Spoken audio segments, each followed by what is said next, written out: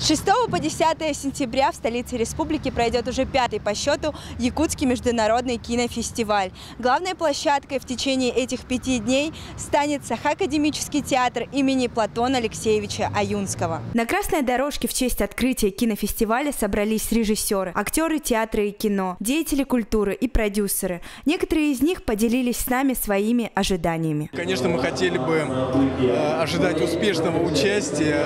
Вы знаете, что в прошлом году впервые наши якутские фильмы победили в 2 конкурсных программах. И, конечно, это все играет на развитие самого кинематографа, на уровень качества подготовки фильмов. Кинофестиваль для нас является неким стартапом, местом, площадкой для знакомств, для общения, для обмена опытом и для нас, для кинематографистов региональных, якутских.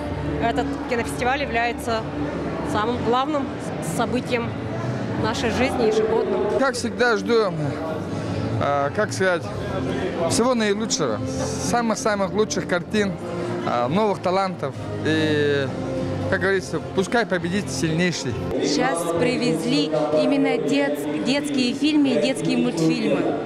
И мы развиваемся, кино развивается, и кино это модно. Якутский международный кинофестиваль проводится в целях развития культурного обмена и творческого сотрудничества между кинематографистами всего мира. В этом году в конкурсной программе участвуют 17 картин. У нас председатель жюри Сира Гера, это колумбийский режиссер, номинант Оскара.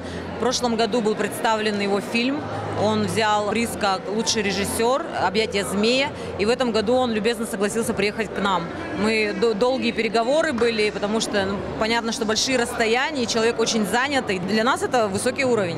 В рамках кинофестиваля, как и прежде, будут проводиться мастер-классы, творческие встречи и спецпоказы. Вход в Сахакадемический театр для всех желающих будет абсолютно бесплатным.